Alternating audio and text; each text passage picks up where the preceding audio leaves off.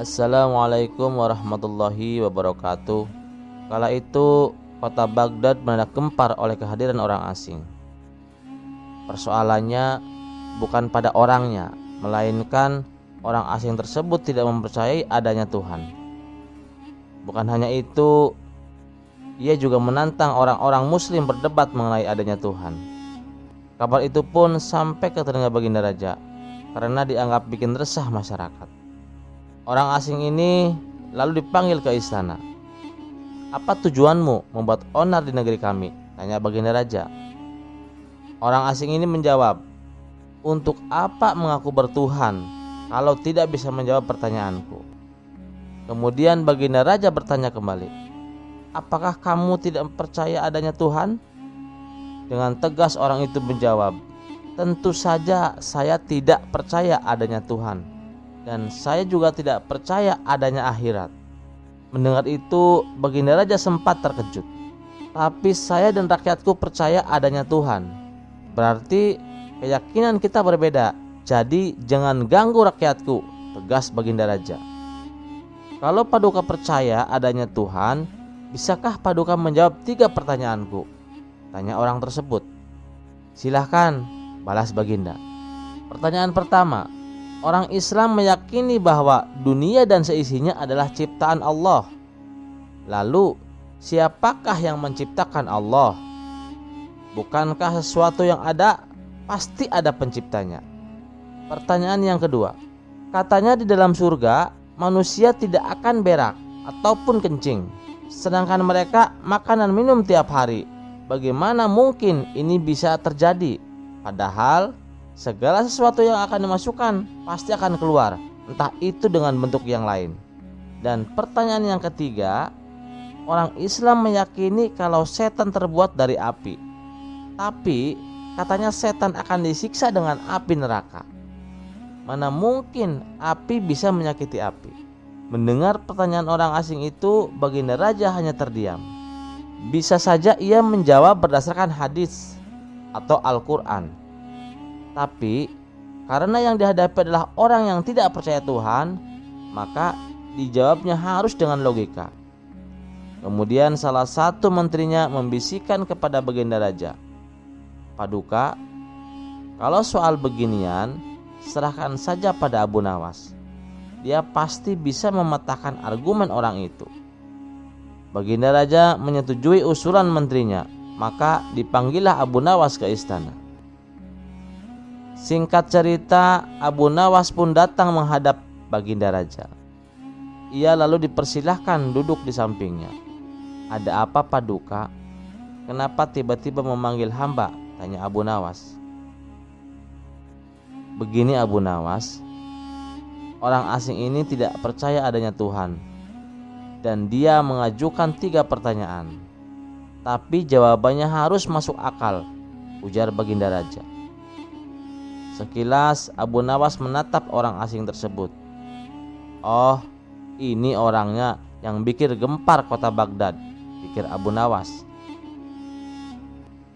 Abu Nawas lalu menghampiri orang asing itu dan duduk tepat di hadapannya. "Silahkan, apa yang ingin kau tanyakan?" ucap Abu Nawas. Dengan penuh percaya diri, orang asing tersebut memulai pertanyaannya.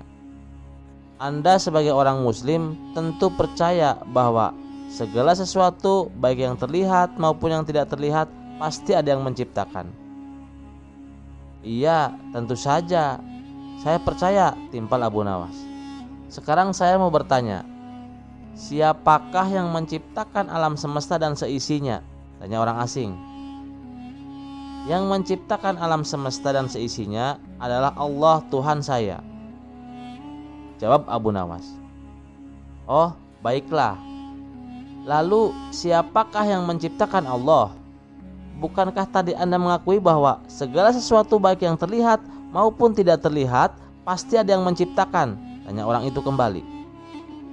Sejenak Abu Nawas terdiam.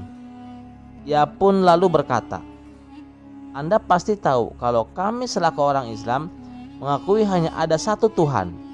Kita istilahkan saja Tuhan dengan angka 1. Sekarang gantian aku yang bertanya. Angka 3 berasal dari angka berapa? Tanya Abu Nawas. Angka 3 berasal dari angka 2 ditambah 1. Jawab orang tersebut. Tepat sekali. Kalau angka 2 berasal dari angka berapa? Tanya Abu Nawas kembali. Angka 2 berasal dari angka 1 ditambah 1. Jawab orang itu. Benar sekali. Sekarang kalau angka 1 sendiri berasal dari angka berapa? Tanya Abu Nawas. Orang itu kaget dengan pertanyaan tersebut. Ia hanya terdiam, tak bisa menjawabnya. Kemudian Abu Nawas berkata kembali, pada intinya semua angka pasti ada awalnya, entah itu angka 5, angka 4, ataupun angka 10. Dan angka-angka tersebut diibaratkan alam semesta ciptaan Allah. Apabila kamu bertanya siapa yang menciptakan Allah, sama halnya saya bertanya dari mana angka 1 itu ada. Kamu pasti tidak akan bisa menjawabnya, jelas Abu Nawas. Orang itu pun langsung terdiam merenungi kata-kata Abu Nawas. Untuk jawabanmu atas pertanyaanku yang pertama masuk akal juga. Sekarang pertanyaan yang kedua. Kalian sebagai orang muslim pasti meyakini kelak hidup di surga tidak akan berak dan kencing. Padahal di sana kalian makan dan minum setiap hari. Mana mungkin itu bisa terjadi? Jelaskan padaku, tanya orang asing tersebut.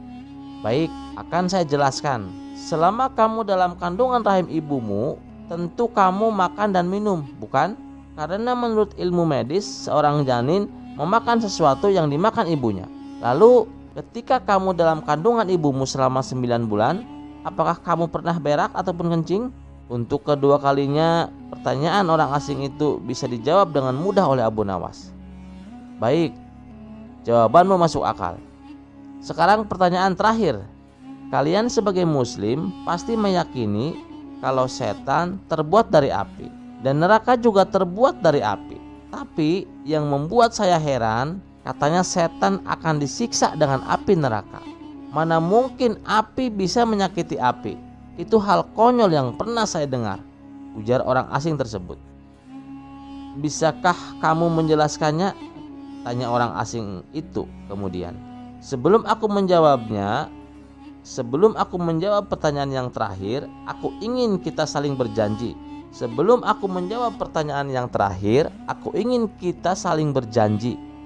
Apapun jawabannya, kamu tidak boleh marah, pinta Abu Nawas.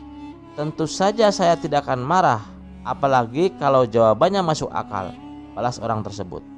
Tiba-tiba Abu Nawas menampar pipi orang asing itu sangat keras. Baginda Raja dan orang-orang yang hadir terkejut dibuatnya.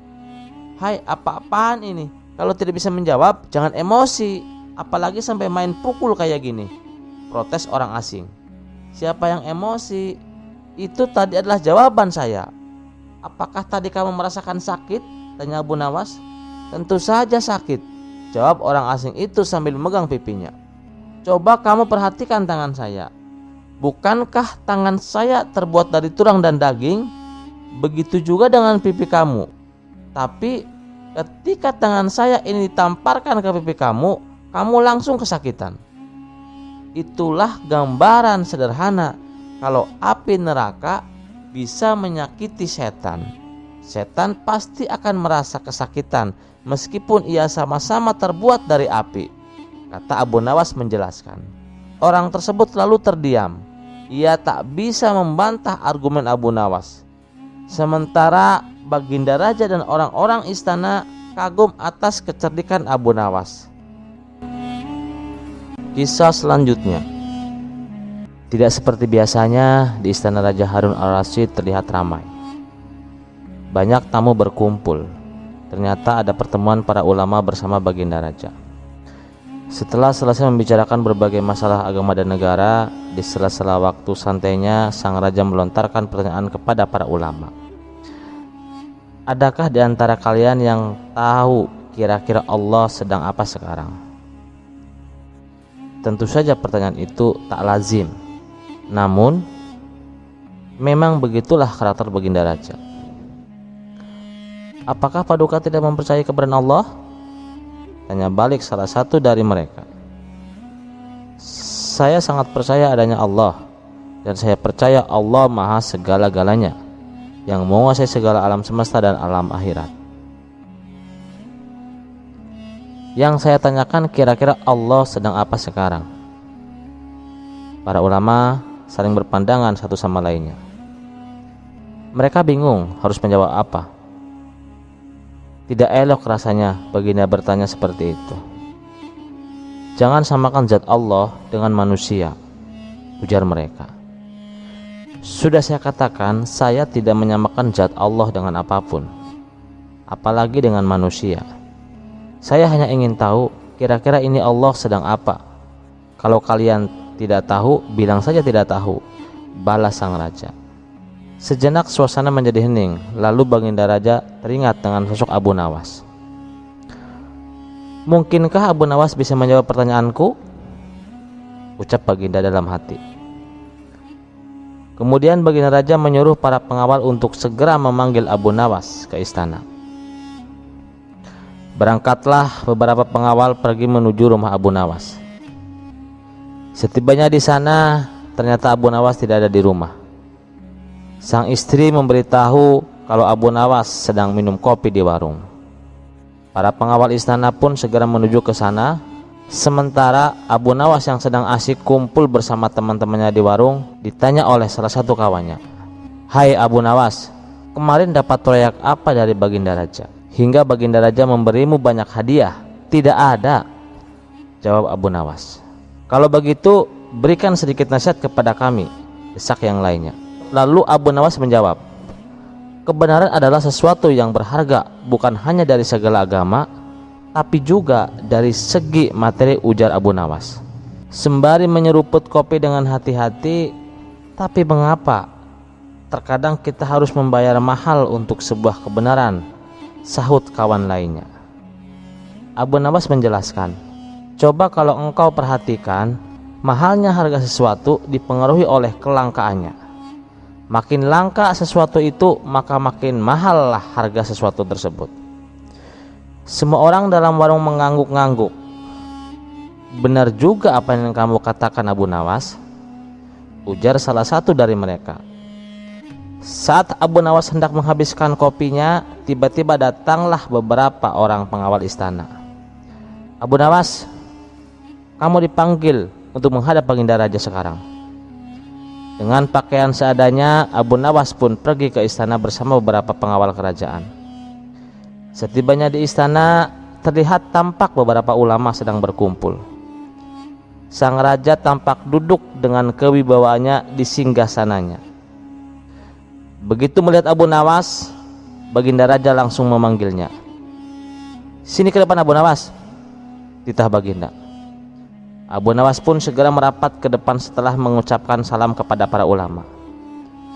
Saat Abu Nawas hendak duduk, tanpa basa-basi lagi, baginda berkata kepada Abu Nawas, "Abu Nawas, para ulama yang ada di sini tidak ada yang bisa menjawab pertanyaan saya. Saya ingin menguji kecerdasanmu. Apa kamu bisa menjawab atau tidak?" kata baginda raja kepada Abu Nawas.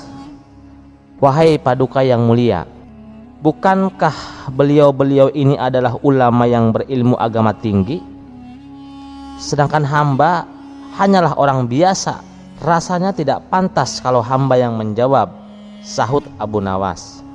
"Tapi kalau boleh tahu, pertanyaan macam apakah yang baginda tanyakan?"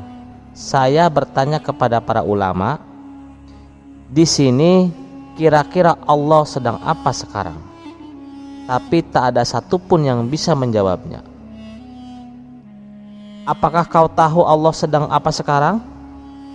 Mendengar pertanyaan yang aneh itu, sejenak Abu Nawas terdiam. "Saya bisa menjawab pertanyaan itu, tapi ada syaratnya," sahut Abu Nawas. "Apa syaratnya?"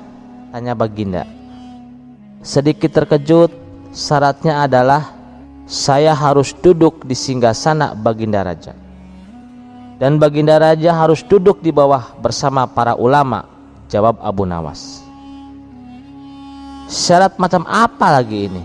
gumam baginda raja dalam hati. Tapi karena penasaran dengan jawaban Abu Nawas, baginda raja pun menuruti permintaan Abu Nawas. Setelah Abu Nawas duduk di singgasana baginda raja dan Raja Harun al-Rasyid duduk di bawahnya, Abu Nawas berkata dengan lantang Kalau Baginda ingin tahu Allah sedang apa sekarang, saksikanlah. Allah sedang mengangkat Abu Nawas jadi raja dan Harun al-Rasyid jadi rakyat biasa. Spontan Baginda Raja pun tertawa mendengar ucapan Abu Nawas, diiringi oleh beberapa ulama yang sedang duduk di sampingnya. Hahaha. Tapi memang yang kamu katakan itu benar. Maka aku pun tak bisa marah padamu. Baginda Raja pun memberikan hadiah kepada Abu Nawas atas kecerdasannya. Terima kasih sudah mendengarkan cerita pengantar tidur ini. Semoga mimpi indah selalu menyertai Anda. Sampai jumpa di cerita selanjutnya. Jangan lupa like dan subscribe channel. Wassalamualaikum warahmatullahi wabarakatuh.